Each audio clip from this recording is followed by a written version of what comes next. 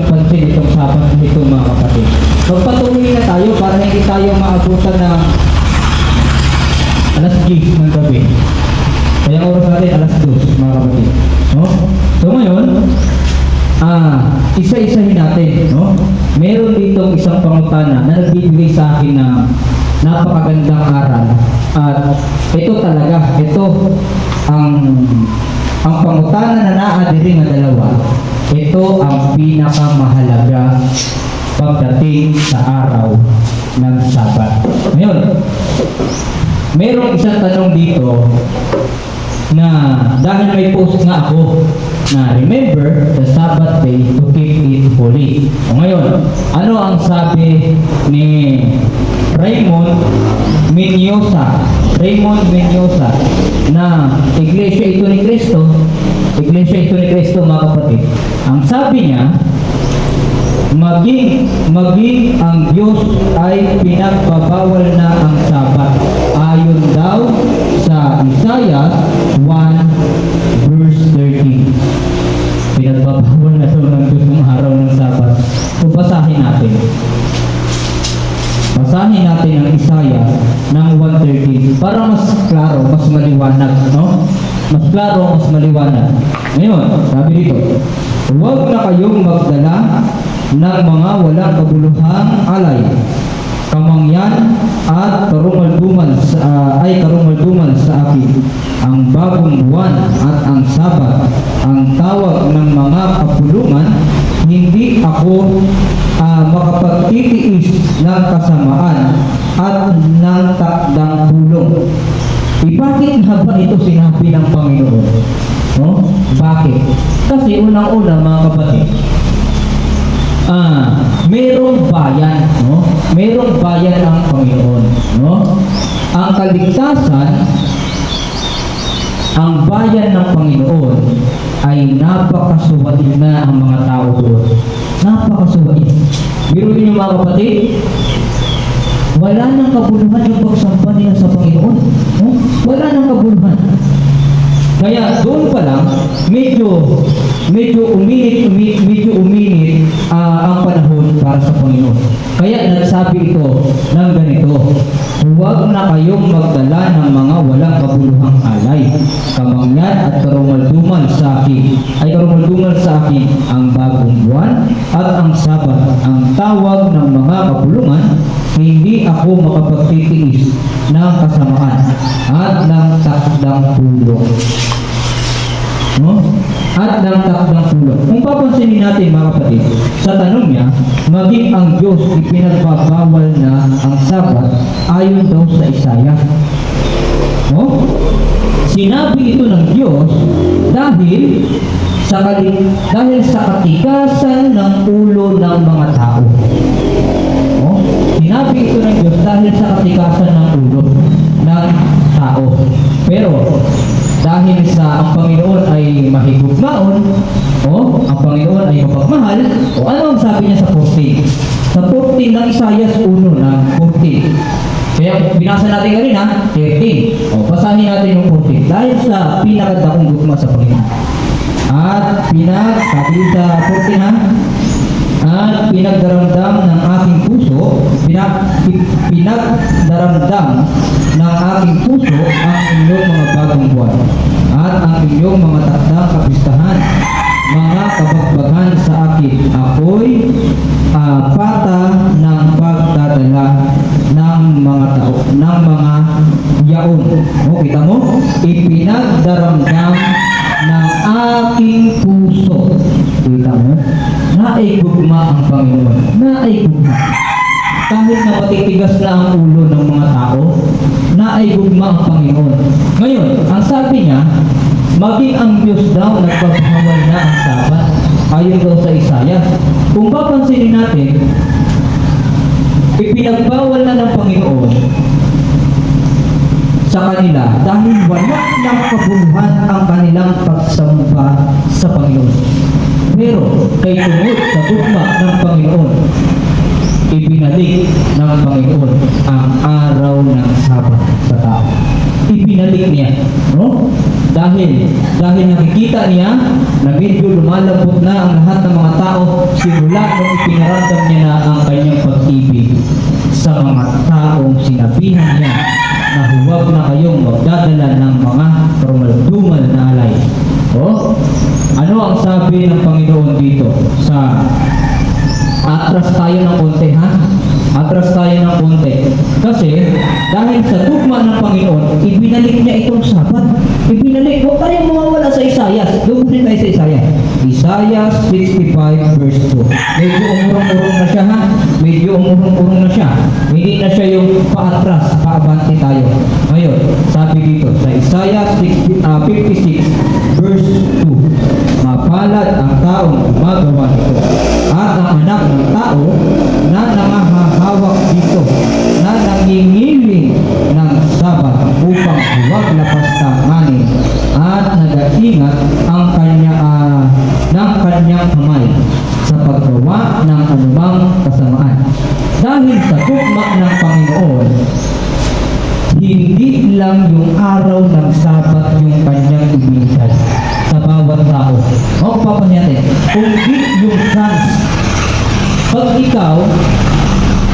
ikaw iniwan, tapos babalikan ka ng jowa mo, iniwan ka ng jowa mo, babalikan ka. O, edi, tapos pag bumalik, bibigyan mo pa ng chance, maliban sa tao kung magbibigay ng chance yung tao. Pero ang Panginoon, malimit niyang ginagawa, malimit niyang isinasakatuparan, malimit niyang ginaganap yung salitang chance, no?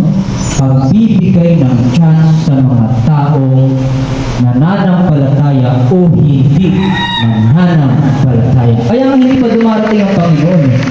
Kaya hindi dumarating ang Panginoon. Kasi, unang-una, maraming mga taong hindi pa nananampalataya.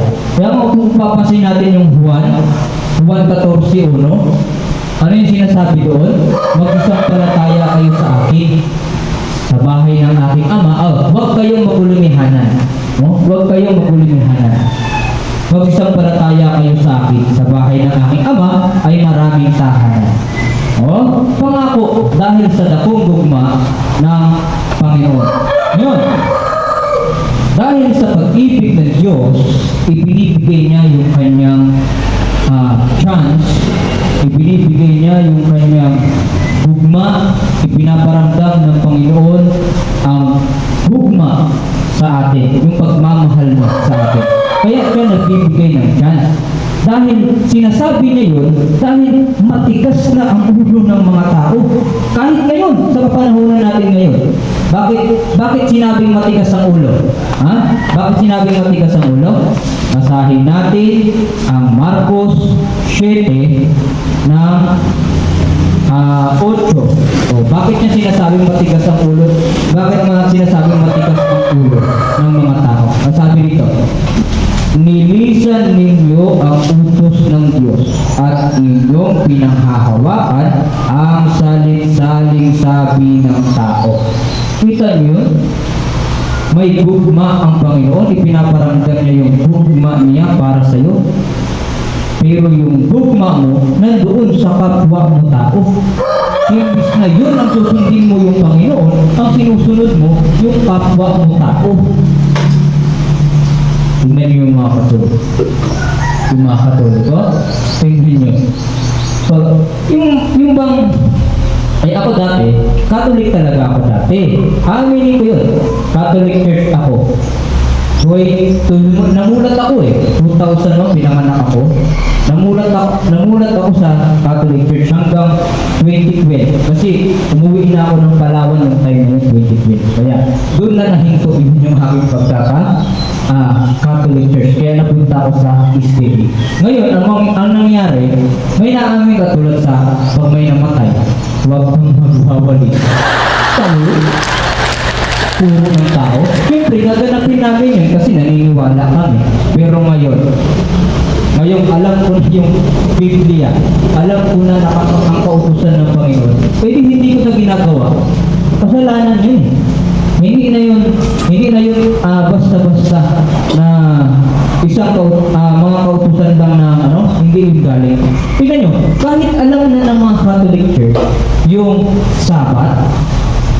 Nasa kanta nila yan eh. Nasa kanta nila. Tignan natin yung pasyong mahal ng copyright page 2, 1949, kapanahunan pa ni Ignacio Luna. Okay, sana.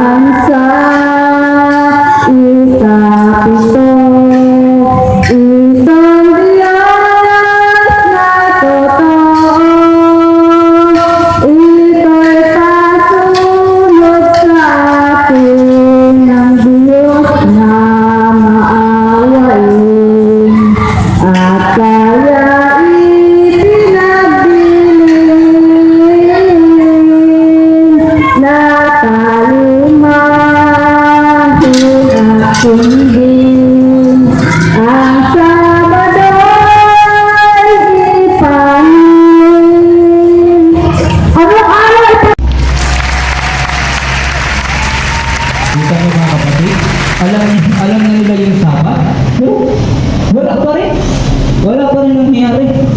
Kahit nasa kanta na nila, alam na nila na ang Sabat itinakdang ipanghilig. Ito'y pasunod sa atin ng Diyos na maawain. Sabi sa kanta, 6 na araw, nilalang ang mundo, ng ika-7, nagpahinga itong Diyos na totoo. Kita niyo yan? Klaro kaayo na. Klaro kaayo. So ngayon, punta na tayo sa isa pang katanungan. May isang katanungan dito na hindi na tayo magbabanggit ng pangalan. Dahil ito, nakita ko ito sa isang post. Kumbaga, lumalabas na tanong na rin. Ngayon, sabi dito, walang mababasa sa Biblia na Seventh-day Adventist Church. Hindi ito ang pangalan na iglesia na itanayo ni Kristo.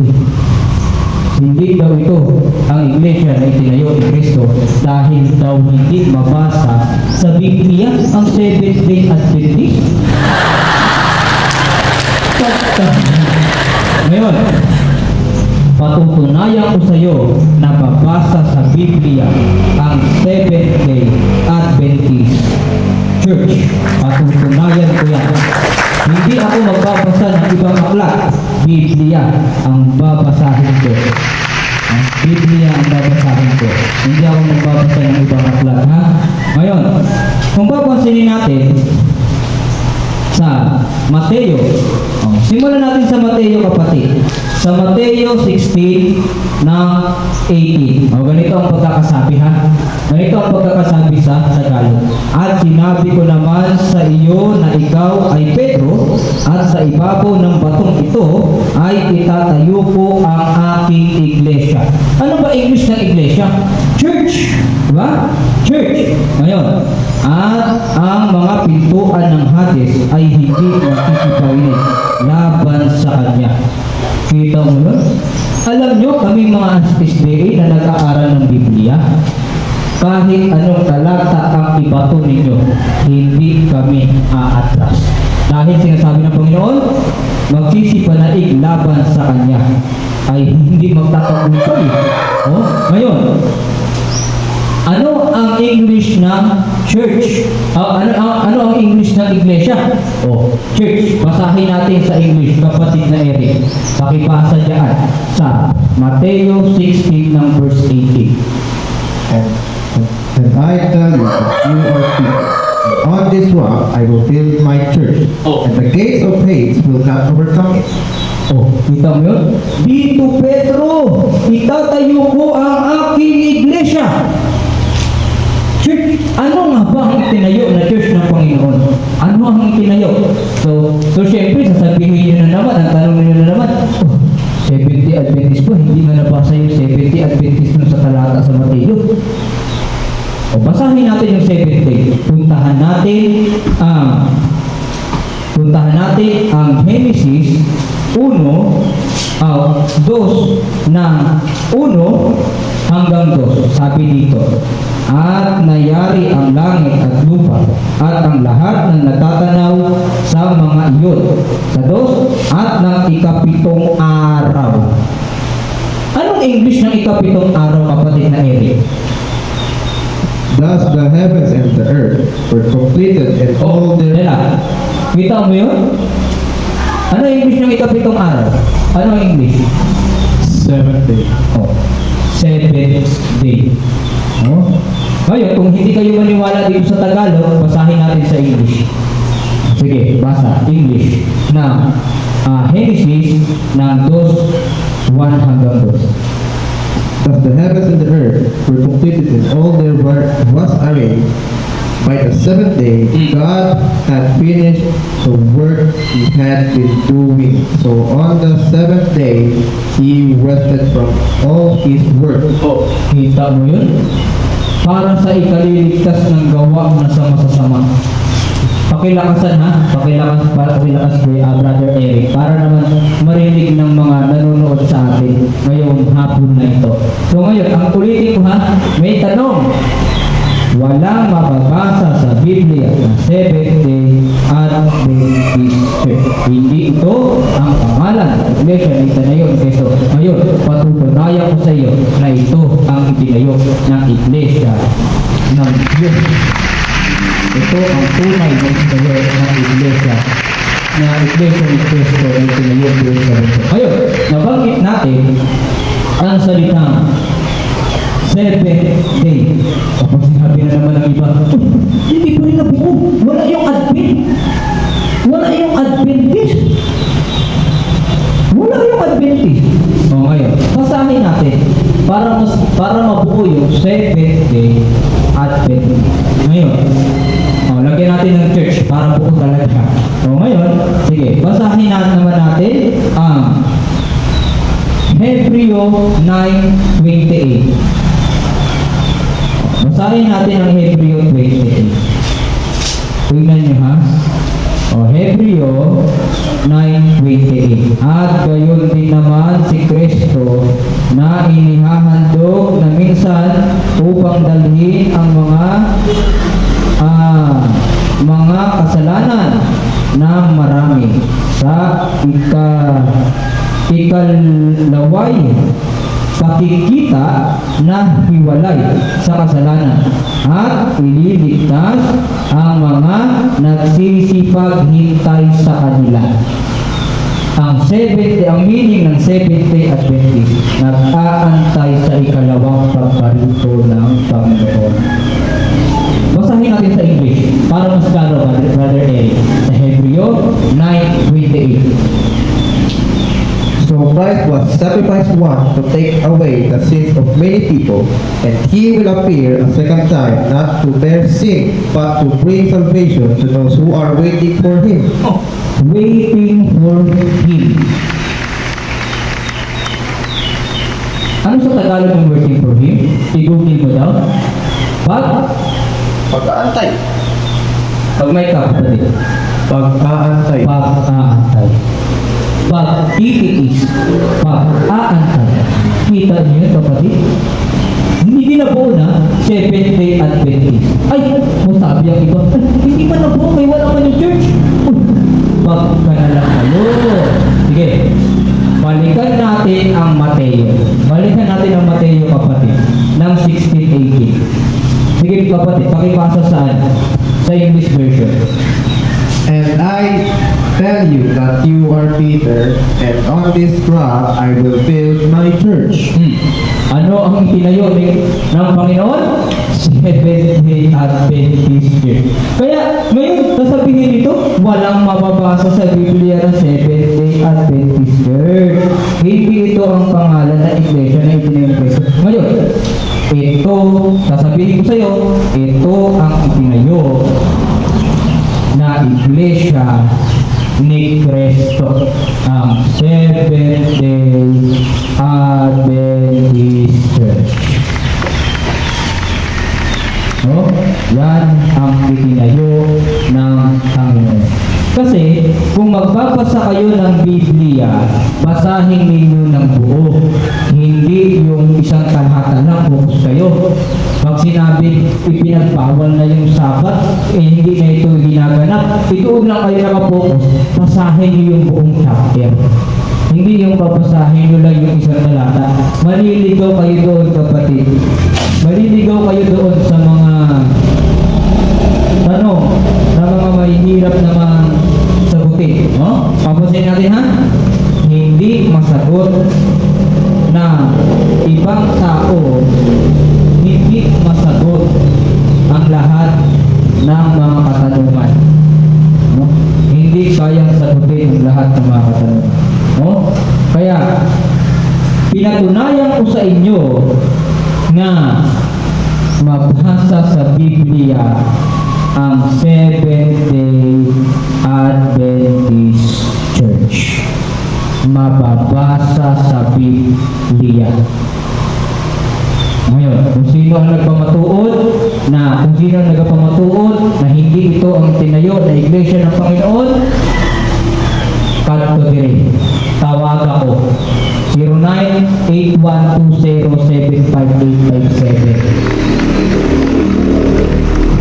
Natatawa si Brother Eric, mga kapatid. Natatawa na lang yung mga kauban nato dire. Kaya, huwag tayong makikinig sa maling utos. Huwag tayong makikinig sa mga kapwa nating tao. Doon tayo makinig sa Diyos. No? Ang Biblia hindi nagsisinungaling. Anong sabi sa Revelation 1:3? Mapalad ang bumabasa at nasusunod ng kautusan ng hula ng mga propeta, sapagkat ang panahoy malapit na. Dalay ko ng Diyos sa matag-usan